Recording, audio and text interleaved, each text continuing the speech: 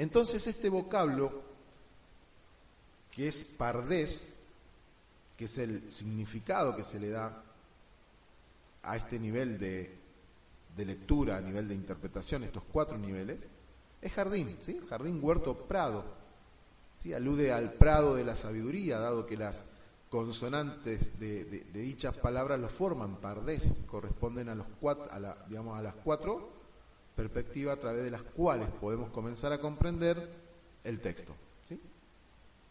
¿De dónde surge esta correspondencia? Del hecho de que pardés es un acrónimo compuesto por las iniciales de las palabras que designan los 4 niveles de lectura de la Torá y por ende de la realidad.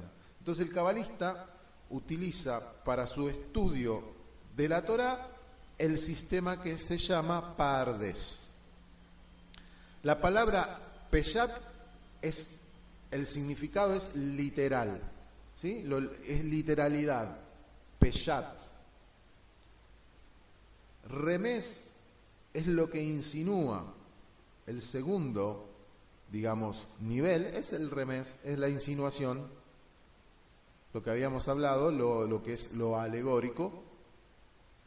El tercer nivel es deraya, es el simbolismo, ¿sí? Aquello que nos va a dar respuesta a esa insinuación.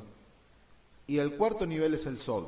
Sod es secreto, ¿sí? Sod es la revelación de ese secreto. Entonces decimos que peshat es literalidad, que remés es insinuación, derayá es simbolismo y sod secreto.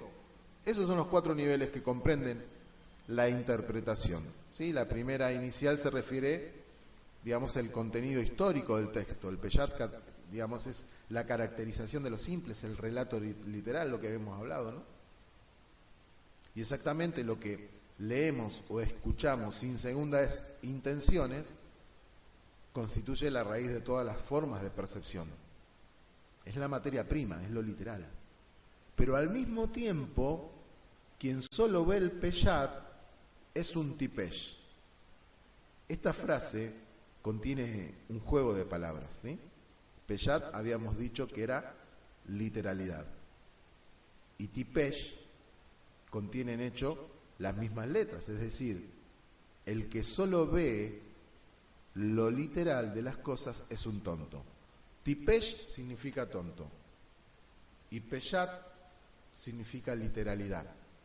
Quien se queda en lo literal, dice la Kabbalah, con las mismas letras, con las mismas consonantes, es un tipesh, un tonto. Entonces, el peshat es el aspecto externo del lenguaje, ¿sí? Las cáscaras con la que se encuentra al principio los ojos del estudiante, del lector, del que lee la escritura.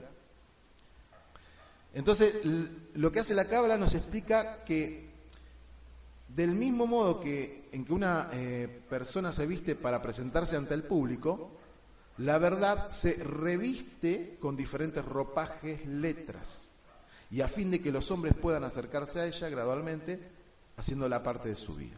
El entendimiento integral requiere una aproximación que sintetice la sabiduría en una única visión, como si observáramos un mismo acontecimiento desde todos los ángulos posibles, ¿sí? Al mismo tiempo, simultáneamente.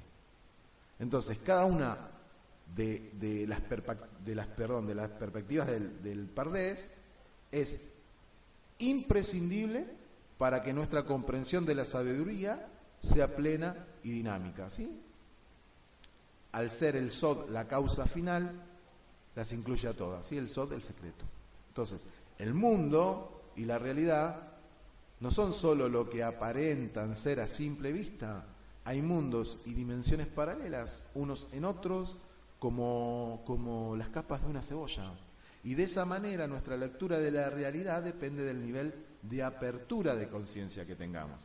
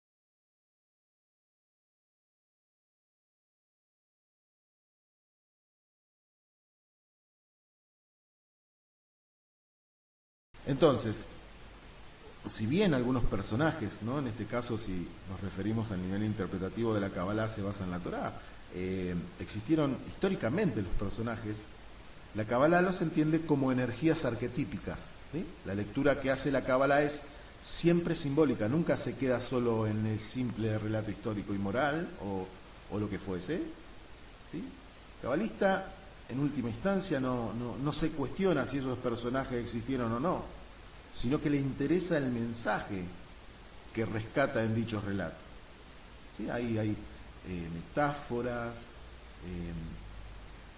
está contenido de esas ricas enseñanzas en cuanto a simbolismo, ¿sí? La realidad, según la enseñanza de la Torá, va más allá de lo literal, ¿sí? Y hasta lo histórico, podemos decir. Siempre está presente lo simbólico y lo espiritual, claro. El diluvio, por ejemplo, no es algo que solo, digamos, ocurrió en el año 1600 y pico antes de la era común, sino que tiene que ver con el aquí y el ahora en cada uno de nosotros, ¿sí?